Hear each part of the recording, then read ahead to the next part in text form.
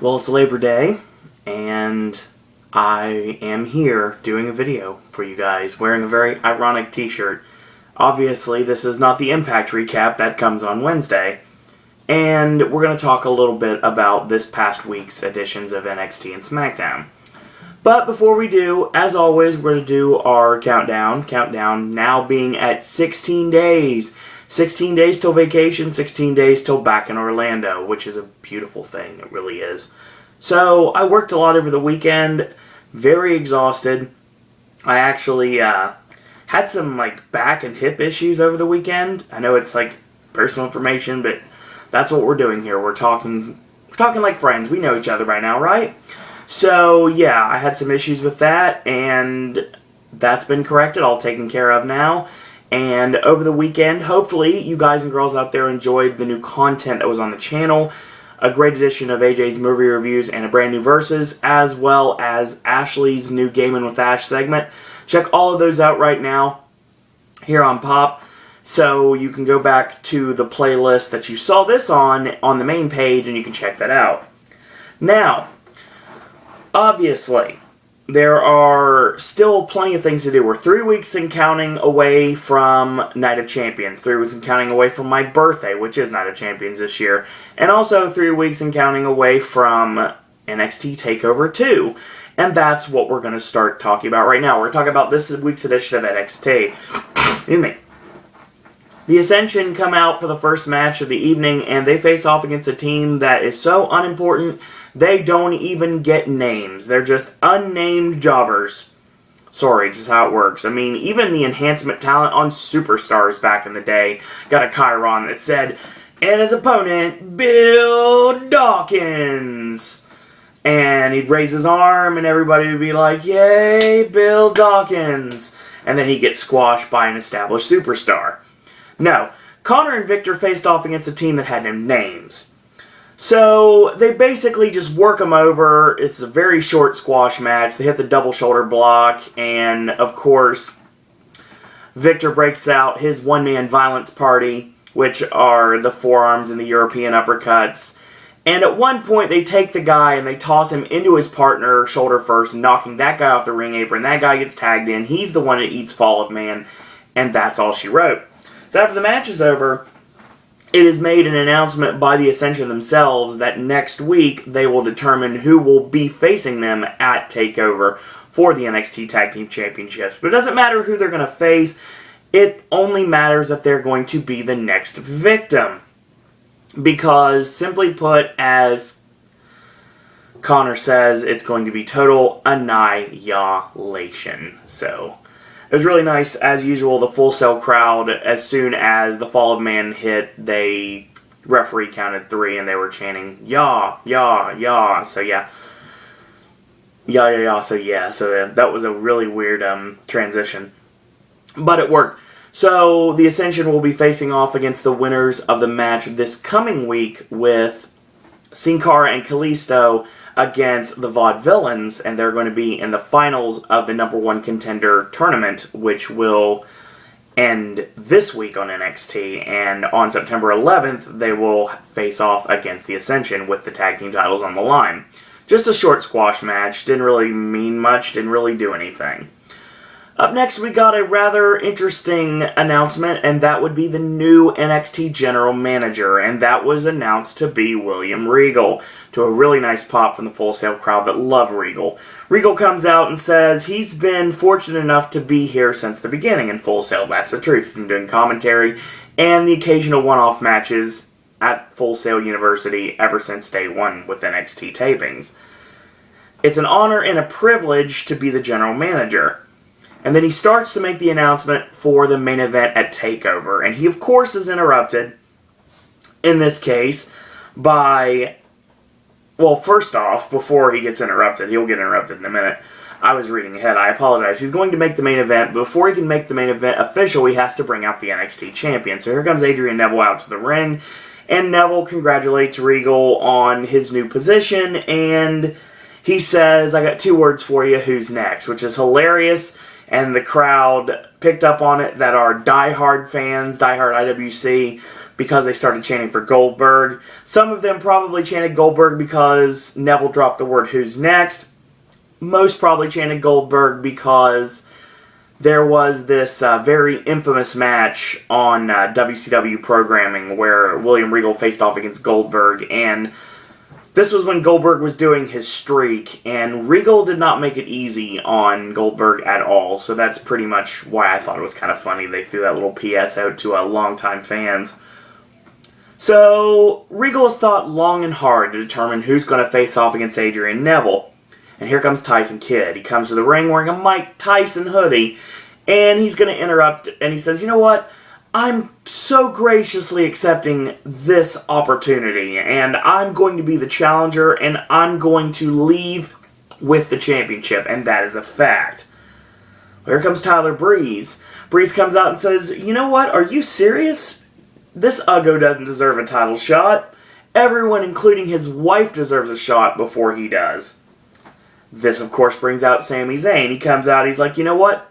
I don't say this very often, and I'll probably not say it again, but Tyler Breeze is right. Tyson Kidd doesn't deserve a shot. Matter of fact, I don't think Tyler Breeze deserves a shot as much as someone else on the roster, that man being me." So Neville's like, "You know what? I'll just nip this in the bud right now and say, how about I face all three of you at TakeOver with the title on the line?" Regal's like, "You know what? I wasn't going that direction, but it's a great idea. How about we do a fatal four-way at NXT TakeOver with the NXT Championship on the line? Adrian Neville defending against Tyson Kidd, Tyler Breeze, and Sami Zayn." And that is how we kick off the show, even though we had the squash match before it. But still, that is a really good kickoff to the show. And really going with the fact that over the weekend, there's been some NXT house shows. And it seems like they ran this match every night. And every night there was a different winner. So all of them got to win non-title matches against Neville to prove that Neville may be in some trouble at this point. He may actually drop the championship. I have been thinking for a long time that this would be Sami Zayn's chance to win. I think that Sami Zayn easily could win, but I think that Tyler Breeze might win potentially if they want to prolong Sami Zayn winning the NXT championship a little bit. If they want to do that, they go with Breeze winning. I don't think Neville retains. I don't think Neville has really hit off with the NXT crowd like he should have. He has his fans, obviously, but he's not as big of a favorite from the crowd as NXT would probably like him to be. So for that fact, I believe that he's dropping the title at TakeOver. As a matter of fact, I think we're going to get 2 new champions at TakeOver, and the Ascension probably will not be stopped. Especially by a team that is now split up on the house shows, and Kalisto is working with other people. Like, he worked a match actually teaming up with Solomon Crowe, and Solomon Crowe hurt his leg, so I don't know what's going on with that. We'll get more information as we progress. We haven't even seen Solomon Crowe on NXT programming yet. He's just been on the house shows. Solomon Crowe, the former Sami Callihan, so there you go. Well, Regal is seen in the back after this is over. We come back commercial, and the main event is now made for the night, and that is going to be a tag team match featuring the 4 competitors in the main event for NXT TakeOver. This time being Tyler Breeze and Tyson Kidd taking on Sami Zayn and Adrian Neville. So that's your main event for the show tonight. So we get our next match. It is a rematch of sorts between Bayley, still sporting the Deb hair from Napoleon Dynamite, facing off against the Boss Sasha Banks. We pick it up midway through the match, and Bayley with 2 axe handles to the ribs, and she gets clubbed for her troubles at this point. Sasha chokes her with her foot in the corner and repeatedly jumps on Bayley's back like she's using her as a trampoline. So she steps on the head and goes for a cover. 1-2, Bayley kicks out, catches her off guard, does Bayley with a forearm, comes off the ropes, and she gets caught. Sasha goes for the rebound, and the rebound walks into the hugplex or the belly to Bayley, and that's all she wrote. 1, 2, 3, and Bayley wins. After the match is over, Renee Young gets in the ring and says, basically, what are you thinking going into your title opportunity in Charlotte? And Bayley says, you know what, you overlook me, but I'm prepared. I'm more prepared than I've ever been before. And I've got this poster on my wall, you know, the kitten with the arm on the tree branch that says, hang in there. And that's what I'm doing. I'm hanging in there. I'm going to turn a dream into reality. I'm going to beat Charlotte for the NXT Women's Championship. Cue the champion. Charlotte comes out and really awesomely says not only woo, but also crowd trying to get under her skin, and basically she says, you shut up, and didn't call him fat boy or anything like that, but yeah, you could definitely see where her father's pedigree coming in there. Calls Bayley way too nice, says she's not ready to be champion, she doesn't know what it takes to be a champion, she doesn't have what it takes to be a champion, and she says she should just stick to hugs. Bayley says, I'm not in the mood to hug, I'm not here to hug you, I'm here to beat you, but I wish you good luck tonight, and she puts her hand out and Charlotte bombs out. So we've got ourselves a match, Bayley and Charlotte for the NXT Women's Championship at TakeOver. Should be really good, a really entertaining match. Definitely the coming out party for Bayley in this match, because I do believe this is going to be when Bayley gets the rocket strapped to her and she is going to lead the division for a nice long time to come. They need to start bringing up more heels on the roster, because obviously you got Becky Lynch, you got Alexa Bliss, and occasionally Emma could come down, but these are all baby faces. You have no heels on the roster once Charlotte gets brought up to the main roster. You just have Sasha Banks. So you're really going to have to start putting over some heels. Maybe turn one of your baby faces heel. Maybe turn Becky Lynch into a heel. I know it's way too early, but it could happen.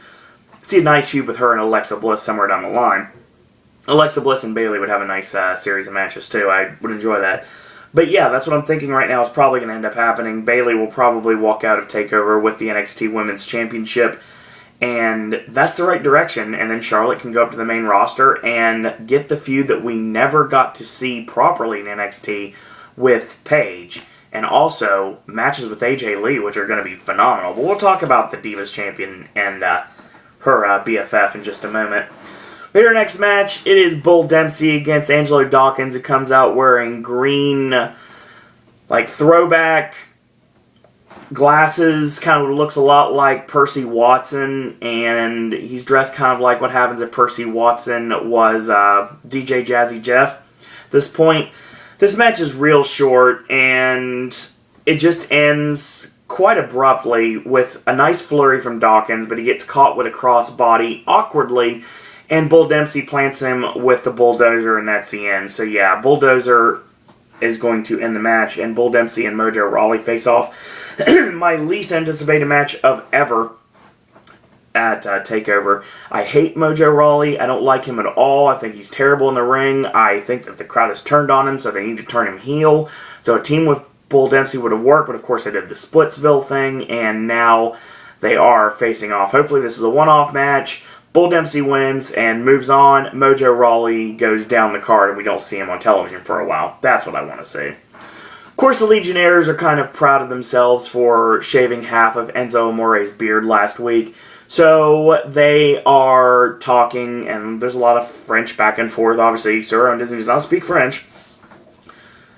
So basically, Marcus Louis takes it amongst himself to make the challenge to Enzo Amore for the hair versus hair match, which is going to happen. Not a tag match, it's going to be a singles match. Enzo Amore and Sylvester Lafort with the beard. Not on the line this time, but the mohawk versus the Lee Greenwood hair, or long, old school Lee Greenwood hair of Sylvester Lafort on the line. So, Lafort's probably going to get shaved bald at TakeOver, and it's going to be pretty awesome to see. I don't have a problem with this. I don't have an issue with this at all. I think it's going to work pretty well, and I think that Enzo getting his head shaved would be really interesting. I don't think it's going to happen. I could see the Legionnaires potentially trying to steal a win for Lafort, but I don't think they're going to go that direction. I think we'll go with a safe choice and have Enzo go over and appease the crowd. Main event time, and what a main event it was. Great back and forth tag team match. Sami Zayn and your NXT champion, Adrian Neville, taking on Tyler Breeze and Tyson Kidd. This match was awesome in every way possible. And we pick it up from the commercial break, and Tyson Kidd's got a rear chin lock applied on Neville. Neville countered the backdrop suplex, and smartly, Kidd tags in Tyler Breeze. He cuts off Neville about to make the tag. He hits a well-placed stomp to the midsection, drops the knee 1-2, and a kick out. Makes another cover, but only gets a 1 off of that one. So, repeated shots, elbow to the head, raining down the elbows right between the eyes, and locks on a front face lock. Picks him up, a knee strike, tagging to Tyson Kidd, and an overhand right by Kidd. A knee strike, and he steps on the head, and he whips him in, charges in, and Neville drop kicks him in the kneecap, drops him, roll over, tagging to Sami Zayn, clothesline. He gets popped up, nice counter with a drop kick, and he brings Tyler Breeze in the hard way, like slingshots him into the ring, and Tyson Kidd charges in, eats the elbow from Zayn. Zayn climbs up to the middle, springs to the top, flying body press on both Tyler Breeze and Tyson Kidd, and he nails a Michinoku driver on Kidd, 1-2, and a kick out. He's going for Blue Thunder, and he gets elbowed out, and he gets caught by Tyson Kidd with the Golden Gate swing. Have not seen that in a long time, and that was awesome. Nice shout out to Donovan Morgan there. So, gets a 2 count off of that, tag back into Tyler Breeze. He comes in, charges in, and of course, Zayn makes him eat the Exploder Suplex into the buckle, and tag back into Adrian Neville, hits the springboard in the missile drop kick, and a standing shooting star press, 1-2, Tyson Kidd makes the save. So, Tyson Kidd gets tossed over the top. Of course, he lands on the ring apron. Tyler Breeze and Tyson Kidd end up colliding, and Kidd gets knocked off the ring apron to the floor. O'Connor roll from Neville, 1-2, and Tyler Breeze kicks out. High kick drops Tyler Breeze, and he goes up top for the Red Arrow. Breeze springs to his feet, crotches him up, and he climbs up. Ducks back down, and Zayn charges in for the Haluva kick, and he ducks, and of course, he kicks Neville accidentally, knocks him off the top rope to the floor. Tyson Kidd tags himself in, and he argues with Tyler Breeze, and Breeze gets shoved into the Blue Thunder driver. Tyson Kidd ends up getting the toss on Sami Zayn out of the ring, steals the pin from Breeze, and that's the end of the match. So great back and forth contest between Tyler Breeze and Tyson Kidd. After the match is over, Tyson Kidd is celebrating on the ropes. He jumps off the ropes, and of course, he's still celebrating. He eats the Haluva kick. That lays him out completely, and Sami Zayn picks up the NXT Championship, and that is pretty much how we go home on NXT. I really enjoyed this match. Great back and forth match. Really good match. Really fun match to call.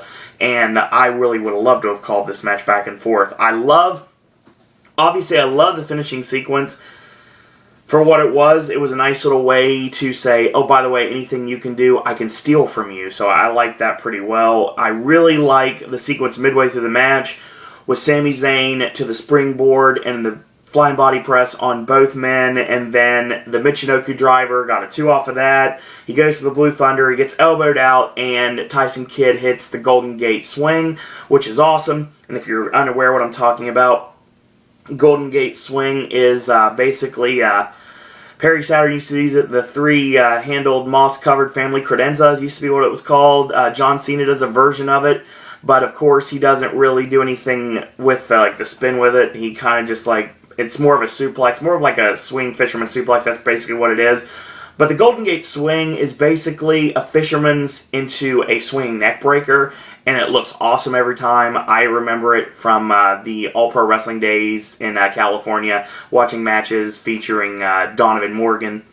And also, the white noise that you guys know oh so well, the air raid crash that has been used so many times, also a move that I remember as a reality check from another superstar from All Pro Wrestling, and that is Michael Modest. And you would know Michael Modest and Donovan Morgan from their cameo in Beyond the Mat. So they actually worked each other on Beyond the Mat, and it's funny because, I don't remember which Harris it was either Ron Harris or Don Harris. Christopher Daniels is watching. He did a dark that night, too, that Modest and Morgan faced off each other at a WWE event. And one of the Harris boys, I don't remember if it was Ron or Don, the second that the air raid crash happened, they said, I'm stealing it. And Chris Daniels was watching in the back just kind of smirking. So yeah, that was cool. That was your California Independent Wrestling history lesson for today. Thank you. So yeah, this match was really good, and really nice to build up to their Fatal 4-Way at TakeOver. I really think this should be an elimination match. I really think this should be a 4-way dance instead of a Fatal 4-Way. I don't want the first pin. I want to see eliminations. I want 3 eliminations in this match. It won't happen, but it would be awesome if it did. And apparently, from reports I've seen over the weekend, this match has gone really well on house shows. And like I said, every single night a different superstar won. So keeping the fans guessing who's actually going to go over at a TakeOver. I don't have an issue if anybody goes over in this match. Obviously, I want Sami Zayn to win because I think it's a great redemption story. Neville retaining is probably the least likely option, which is weird. Tyson Kidd winning would be really good because it really would boost the new version of his career that has been shot up ever since he started with NXT. Tyson Kidd was kind of on a downward spiral. He started working on NXT, and now he's actually got kind of a boost in his career at this point. And like I said, I mean, Tyler Breeze, really close, almost got it, but maybe not quite yet. I do think that Sami Zayn and Tyler Breeze are your leading people that are going to walk out with the championship come the end of TakeOver in September 11th. So that was NXT TakeOver. Really good show. Of course, this week on NXT, we're going to be talking about... Well, obviously, we're not going to be talking about... We'll talk about NXT next week. But we'll be talking about the finals of the number one contender tournament to determine who will face the Ascension at TakeOver, and that is Kalisto and Sin Cara against the Vaudevillains, Simon Gotch and Aiden English. So that's going to happen this week, and of course, more to lead us into TakeOver on September 11th. That was NXT. Definitely recommend the main event. The main event was spot on and phenomenal. Bayley and Sasha Banks was pretty decent, and I like the opening promo. I think it worked pretty well. So that's what I recommend on the show. Let's talk SmackDown, shall we? The show that WWE wants to forget. And it is Roman Reigns taking on Bray Wyatt. Once again, pay attention to the fact that Roman Reigns still hasn't lost the Shield garb. He's got brand new cargo pants. They got a blue stripe on them now. But it's still, by and large, the same exact gear. It's just a different shade of blue now instead of just black. Get rid of the Shield getup. Be yourself. And obviously, the female crowd would love the fact that Roman Reigns has the physique, and of course, that makes them scream, kind of like Randy Orton. So you might as well just show it off a little bit. And a tight-fitting vest and cargo pants does not show off someone's physique properly in order to pop the crowd and get the women to buy the merch. So yeah, that's not a good idea. I really wish he'd go to different gear. Roman Reigns taking on Bray Wyatt. I have an issue with this match because I like the way it went there, but with what they did to the Wyatt family on Raw Monday night to sacrifice them to rebuilding John Cena, who really doesn't need rebuilt. Yeah, I really thought this should have been a night where Bray Wyatt really got a decisive victory over someone, like maybe a Sheamus or something in like a non-title match. No, this was not what they went to. They went to a Roman Reigns match, and they ended up not doing a pin on Bray, which was good, but I mean, still, you got to do something to rebuild the Wyatt family. A lot of their luster has been tarnished as of Monday Night on Raw, and I'm not just saying that as a jaded wrestling fan. I'm saying that because I really wish they could have done it to someone else. It didn't really make much sense to do it to the Wyatt family. I understand the Wyatts are the only ones that credible, but the problem with that is the credibility drops down ever since that. So let's talk about Roman Reigns and Bray Wyatt. So we pick it up midway through the match. This is really short match. Bray with a boot to the knee and the overhand right. He jaw-jacks Roman Reigns, and Roman ends up tossing him by his hair hard to the canvas. Two right hands whip in. Bray reverses and throws the clothesline, and of course Roman ducks it, hits the leaping clothesline. He charges in for the running clothesline in the corner, and Bray gets the boot up, because of course we've seen this match before. He charges in and Roman with a high elbow, and he goes for the Samoan drop. Bray elbows his way out, and hits Fall of Humanity, leaping back senton 1-2, and Roman Reigns kicks out. Goes to the middle turnbuckle, and he gets caught with a right hand. Roman catches him in the fireman's carry, Samoan drop on Bray, 1-2, and a kick out.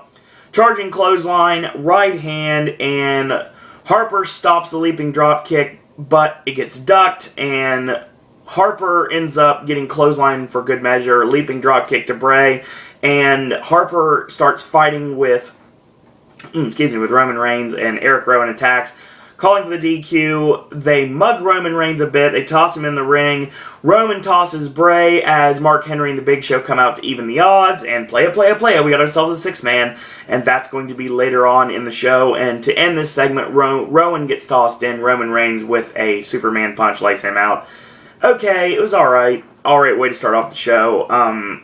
It was okay for what it was. Seth Rollins taking on Rob Van Dam in Rob Van Dam's final WWE match, what it appears to be. Apparently a fan on Twitter asked if Rob Van Dam was leaving WWE, and Van Dam basically said something to like for better or worse. So we may not see Rob Van Dam back in WWE, and this was their last match. It was short, but it was effective.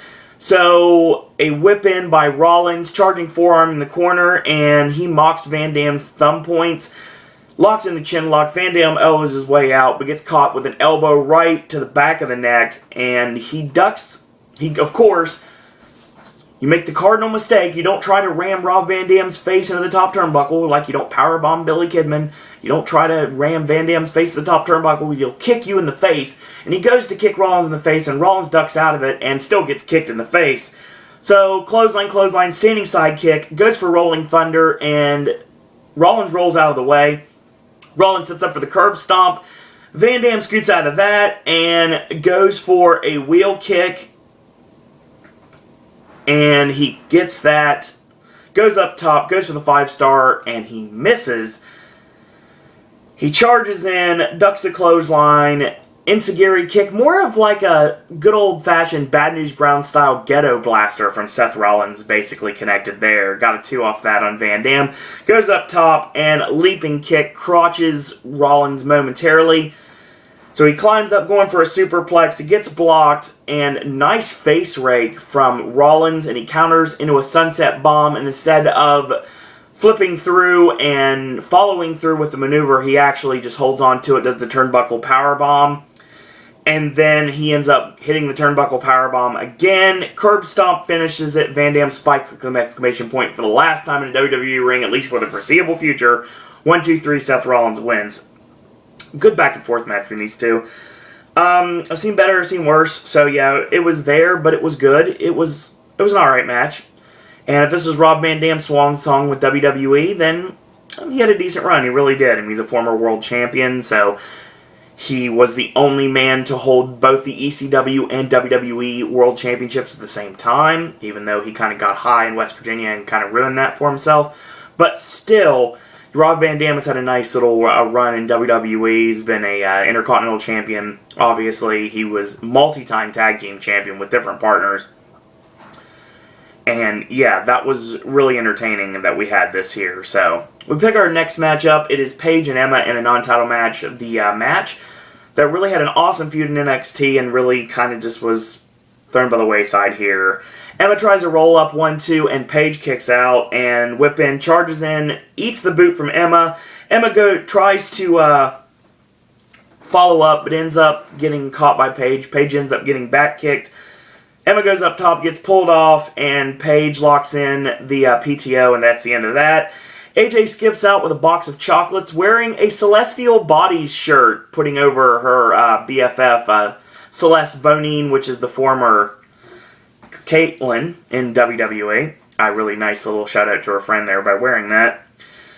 And she has a box of chocolates, and she wants to give these to the NXT. Sorry, I forgot what I'm doing for a second. She wants to give them to the Divas Champion, and she seems kind of sad that she won't accept the gift.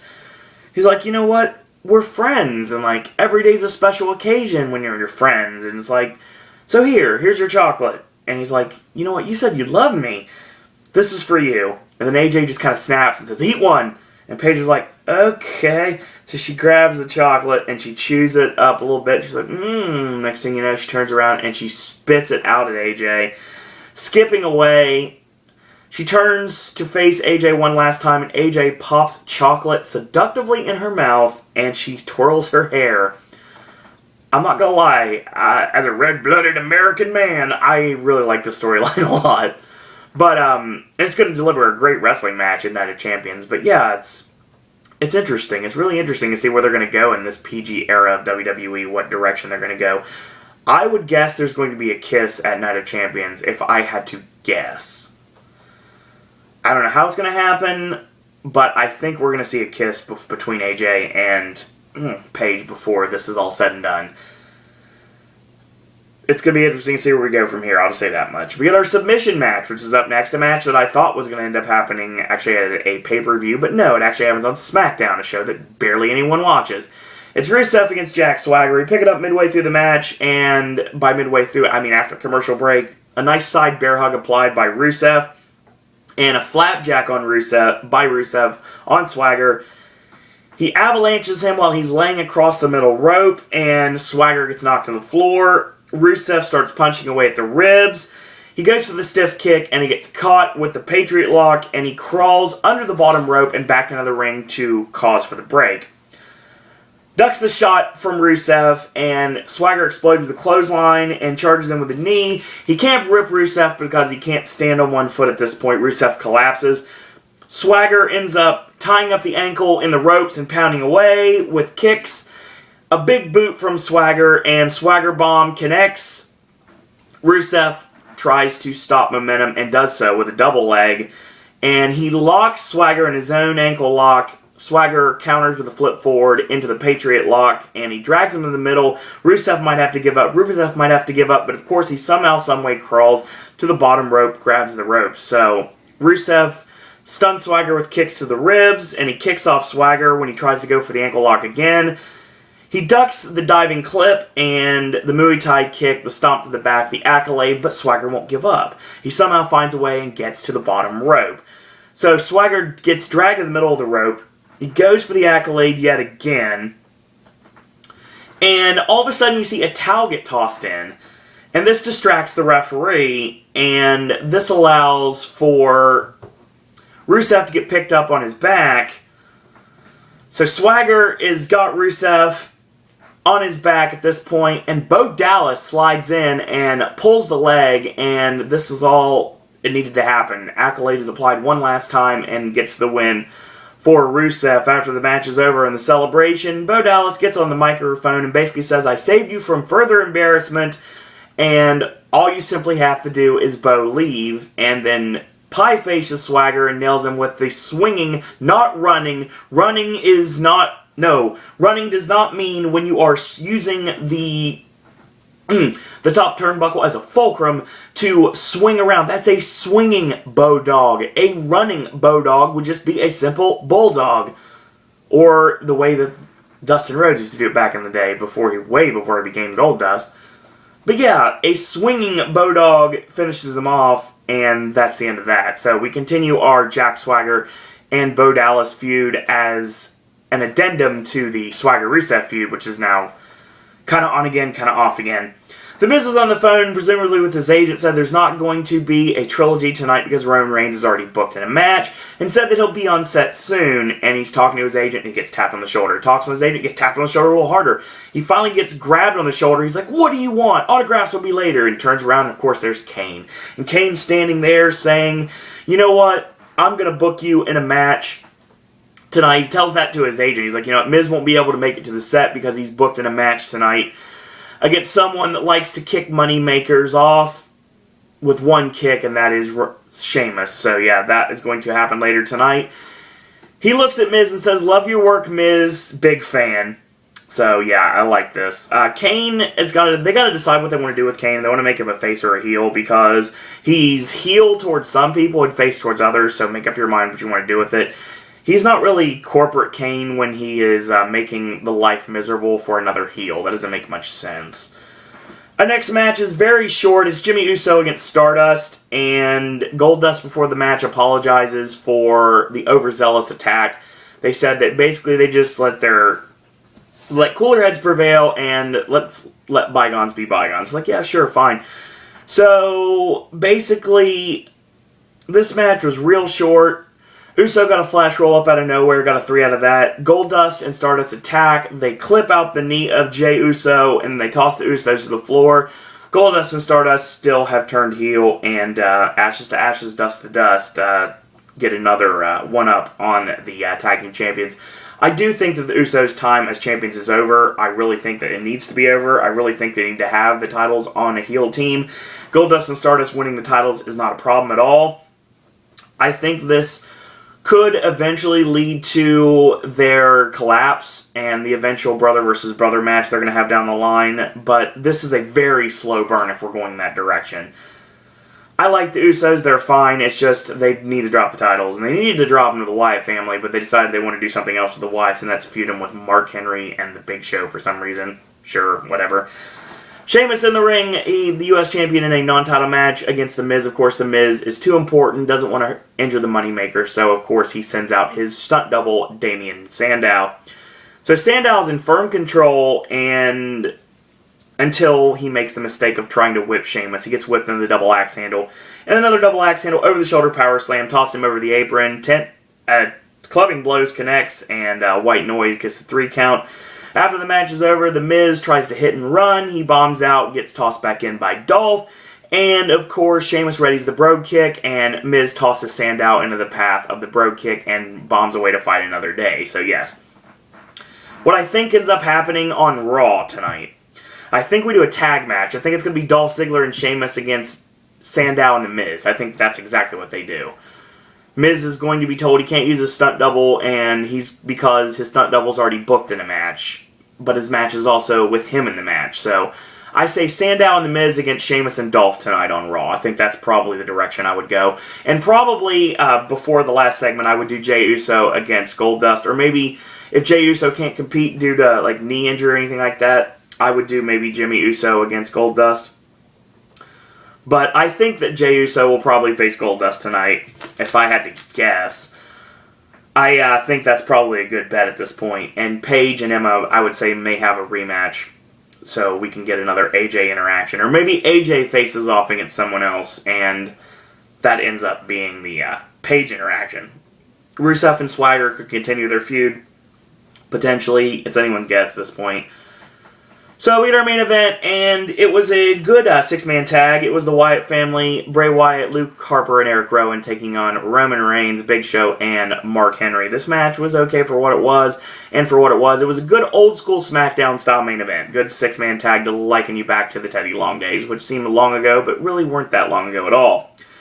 So a knee lift and a suplex by Rowan on Mark Henry is blocked. Henry suplexes Rowan for good measure, tags in the Big Show. Runs into him like a Mack truck, clothesline, he whips him in, nails the butt in the corner, and a big shoulder block. Goes for the Goozle, going for the choke slam, and Rowan stops it with a big boot, tagging to Bray. Actually, no. Rowan does not get stopped with the big boot. Bray comes in to stop the choke slam, and Bray ends up eating the big boot. There we go. Rowan elbows out of the choke slam, and a nice lariat on the Big Show, tagging to Luke Harper. Elbow drops to the Big Show to the back of his head. 3 boots, 3 stiff kicks to the face. Gets a 2 off of that. Gator roll into the side headlock connects. And Big Show punches his way out and comes off the ropes. Caught a drop kick from Harper. Tagging to Bray. Grounded DDT connects 1-2 and a kick out. Tagging to Eric Rowan. He comes in with a right hand. A big time big splash. Only gets a 1 count on the Big Show there. Leaping knee drop connects. And a neck twist. Big Show punches his way out again. And he gets booted in the corner.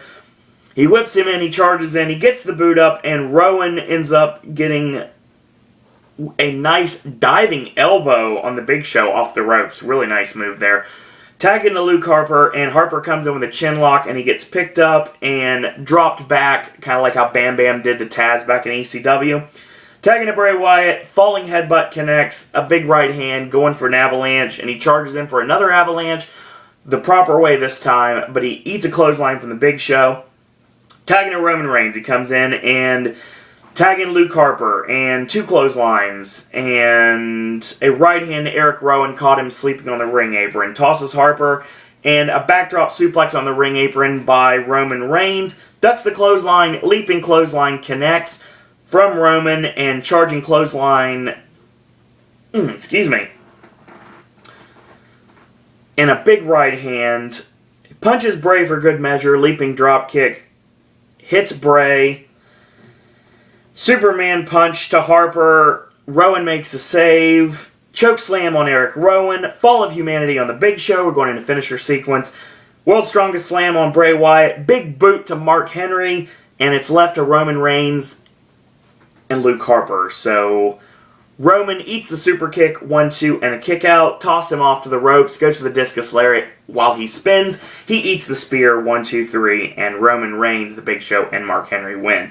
Real quick before I talk about this match, really nice sunset flip from the Big Show before I even started recapping. Yeah, I had to mention that. Rematch on Raw tonight, probably, I would think. At this point, I don't know. I would think the match that we're probably going to get very soon is Reigns and the returning Dean Ambrose, Big Show and Mark Henry against the Wyatt family and Seth Rollins. I think that probably will be happening soon. I would probably think that will happen the night after Night of Champions if Ambrose returns. If not, then we probably will do that down the line later on. I think that's probably a good idea.